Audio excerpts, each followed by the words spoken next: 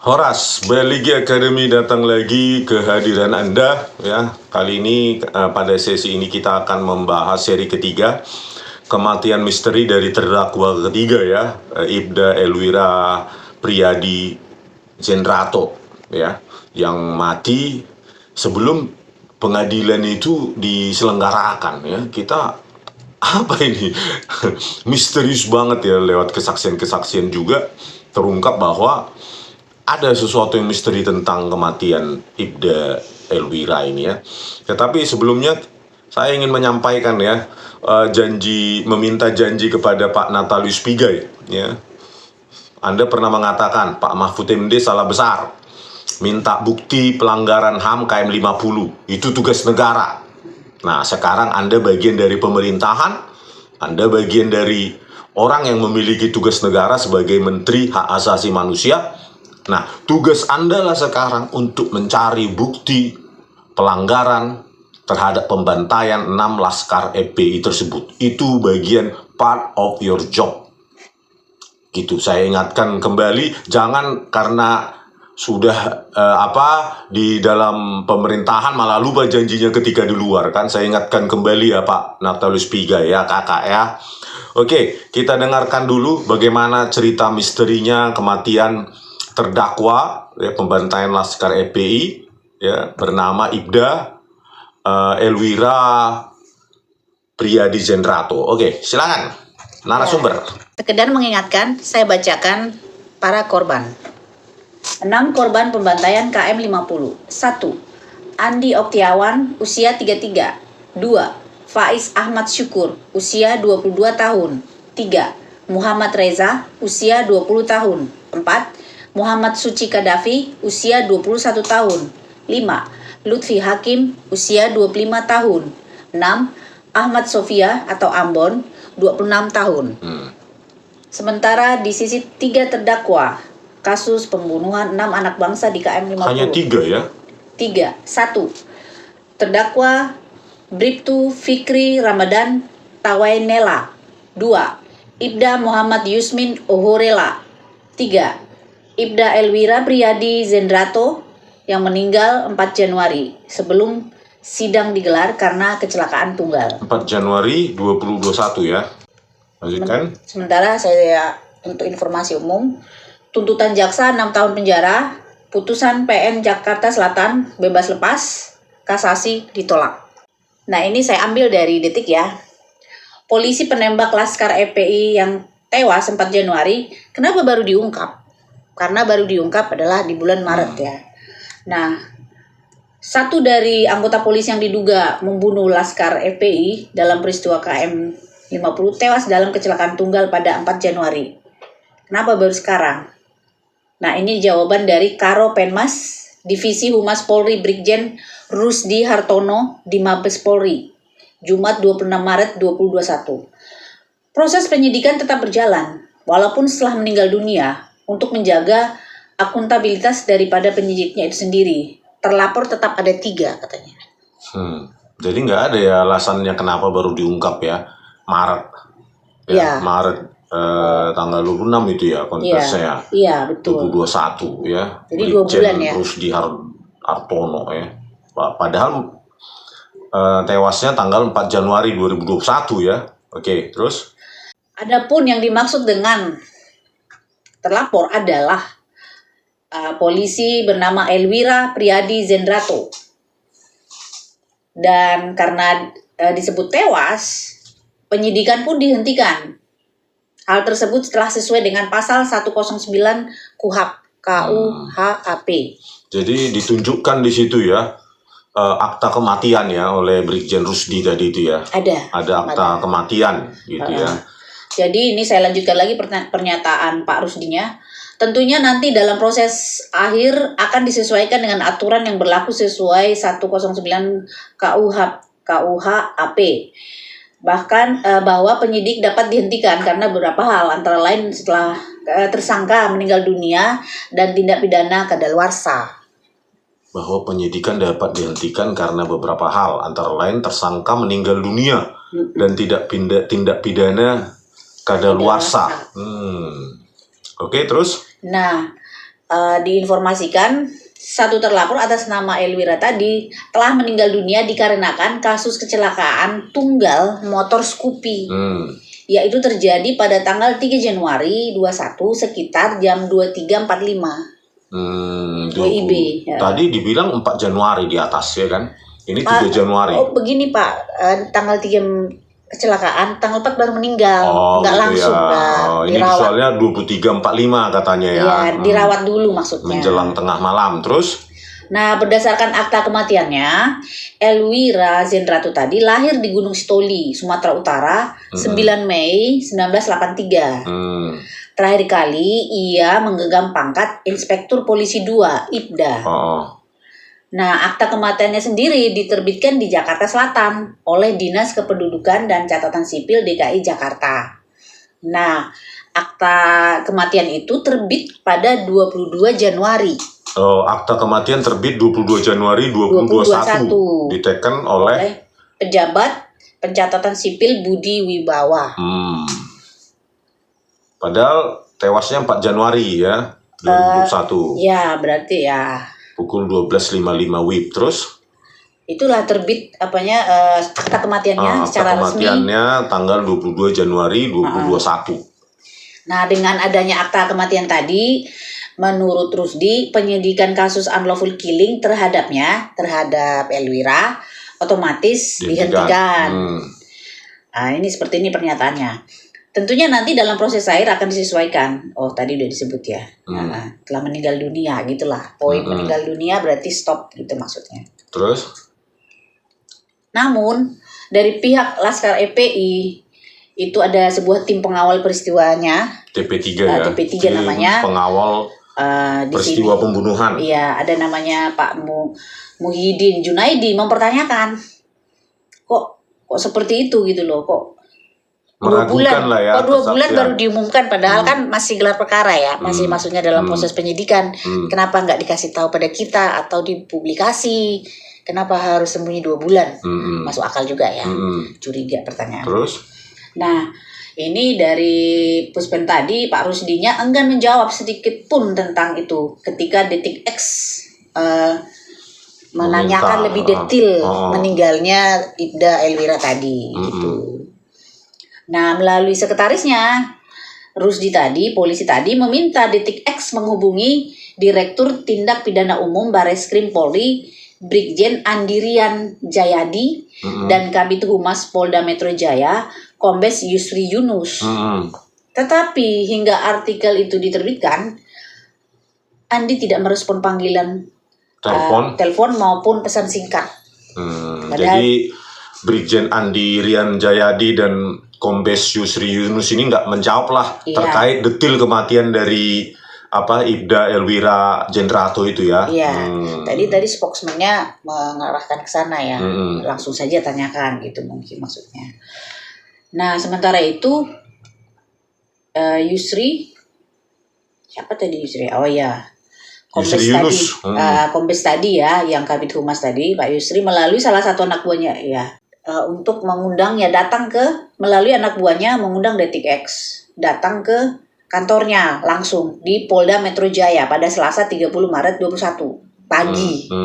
Nah, saat itu Detik X tiba di ruangan Pak Yusri nih.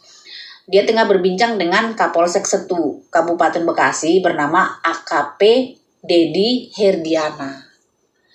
Namun, alih-alih menceritakan kronologi kecelakaan Elwira, Yusri justru meminta Detik X tidak lagi menanyakan kasus tersebut. Oh, jadi Kombes Yusri Yunus ini, Kabid Humas Polda Metro Jaya malah meminta Detik X untuk tidak menanyakan lagi kasus tersebut.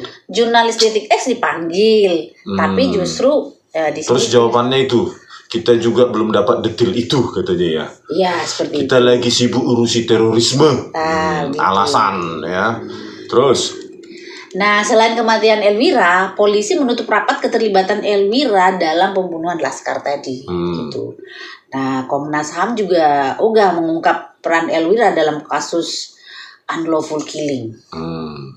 Kok bisa begitu ya? Kok bisa ya Komnas HAM? Ketuanya siapa? Komisionernya itu? BK Ulung Hapsara itu ya? Ya, ketika itu BK Ulung itu.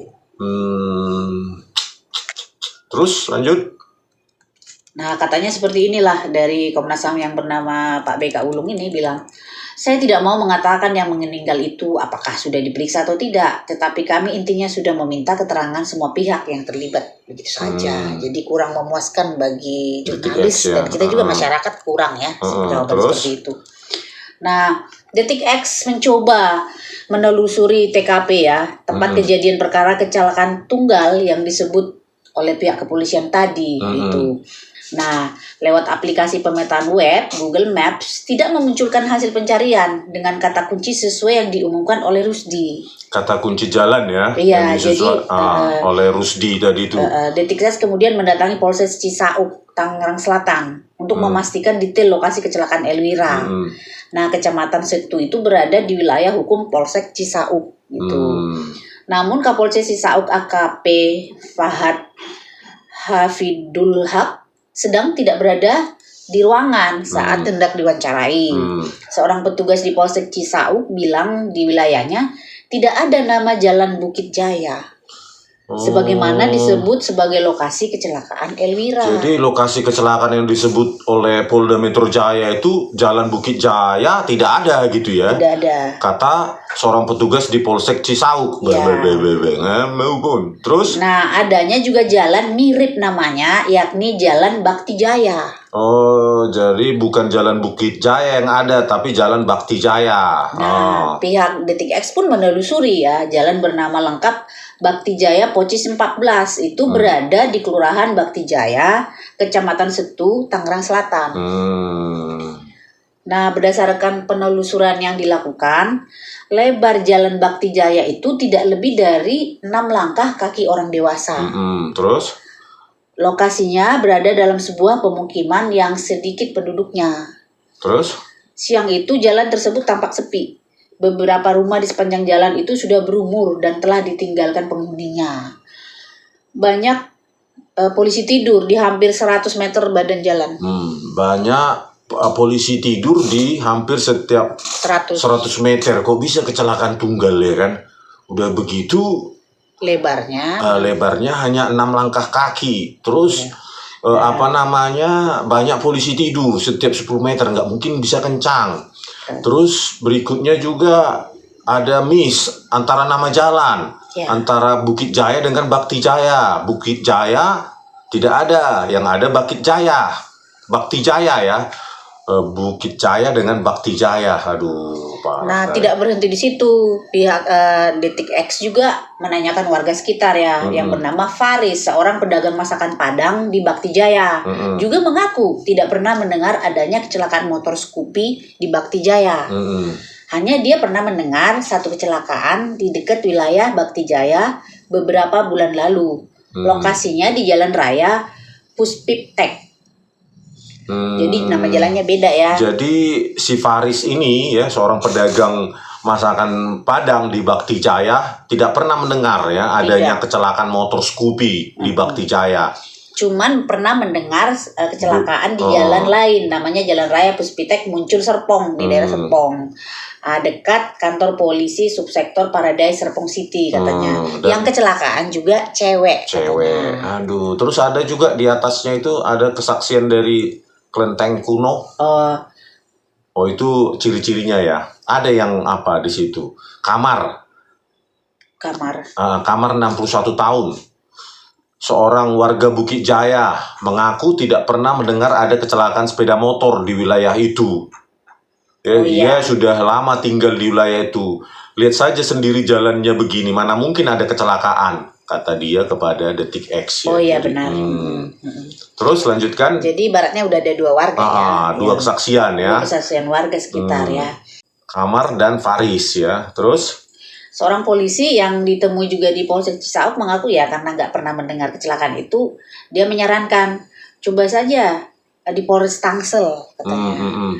Saya nggak pernah dengar sih, coba ditanyakan di Tangsel. Biasanya kecelakaan gitu ngurus langsung ke Polres, berarti yang lebih besar ya Polres. Jadi misteri ya masih. Ini benar mati nggak sih? Oh ya, nggak berhenti di situ. Detik S lantas mengunjungi Polres Tangsel dan menemui Kapolres Tangsel AKBP Imanuddin. Terus? Nah, saat tiba di gerbang masuk Polres Tangsel, mobil dinas Iman baru saja tiba. Sopir mobil itu mengatakan, Iman ada di ruangannya. Langsung aja naik ke lantai 2, Bapak ada katanya. Namun seorang resepsionis kemudian memberitahu bahwa Iman sedang ada kegiatan dengan Kapolri Pak Listio Sigit Prabowo. Padahal tadi mobilnya baru masuk. Baru masuk, tapi ada kegiatan. Mau ditanya Detik X ya kan? Tapi sekretarisnya di lantai menghindar, biasa. Ya, terus? Nah, namun 2 petugas unit Laka Lantas Polres Tangsel mengatakan, selama periode Januari hingga Maret 21, tidak ada anggota Polri atas nama Elwira Priyadi Zendrato mengalami kecelakaan di wilayah Tangsel. Satu-satunya kecelakaan yang melibatkan anggota Polri di Tangsel terjadi pada Maret 2021 atas nama Ahmad Suganda. Kalau ada nama Elwira itu, saya pasti akan tahu, kata lantasnya tadi. Kan semua laporannya pasti masuk ke saya, kata dia.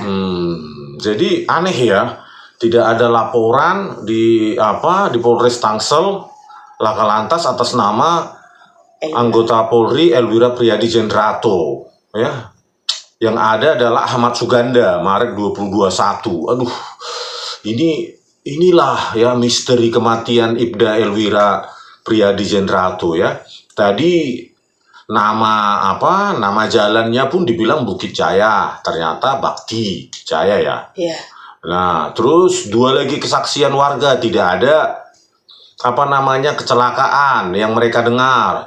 Terus itu lebar jalan cuma 6 langkah kaki. Ya, terus tiap 100 meter itu ada polisi tidur, ya gundukan, ya bagaimana? Terus ada lagi nih kesaksian dari 2 petugas unit Laka Lantas Polres Tangsel, nggak ada.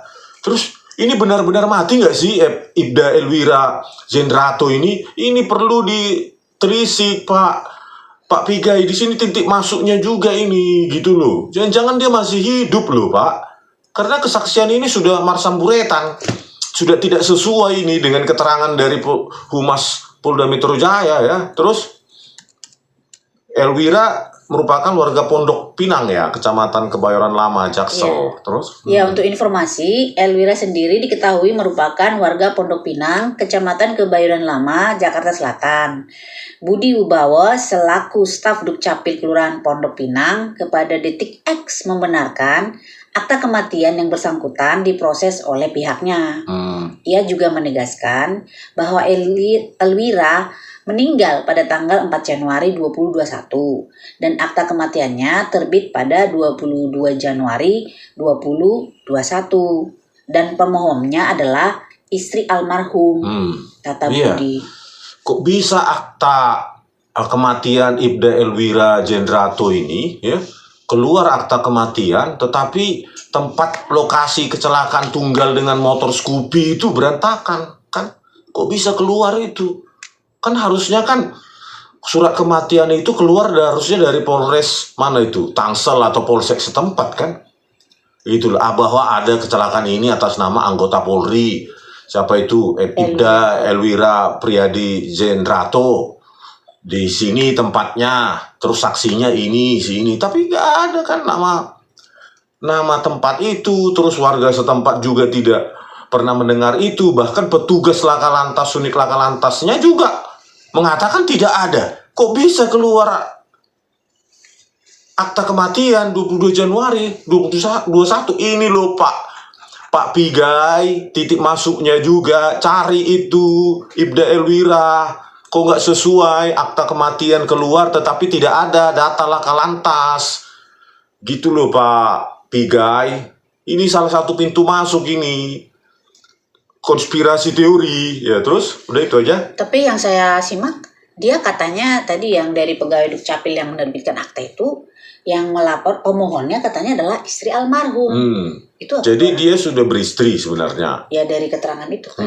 Tapi itu tadi kok bisa akta keluar? Ya kan dimohonkan mati berdasarkan apa gitu loh, ya kan? Laka Lantas tentu ada dong surat dari Polsek atau Polres atau saksi. Ini kan enggak, nama tempat lokasi kejadian berantakan, bahkan enggak ada ya. Terus ciri-cirinya juga cuma 6 langkah kaki, berarti cuma jalan apa itu ya, jalan tikus ya. Terus setiap 100 meter ada polisi tidur, dan 2 warga setempat mengatakan tidak ada pernah mendengar kecelakaan Scoopy. Terus 2 petugas unit laka lantas Polres Tangsel malah nggak pernah dengar itu ya, atas nama seorang petugas Polri mengalami kecelakaan atas nama Ibda Elwira. Waduh, parah ini pasti teori konspirasi ya. Dari sini bisa saya subjektif menyimpulkan ya, bisa jadi ini masih hidup Ibda Elwira Jenrato ini ya. Ya, ini orang kunci nih.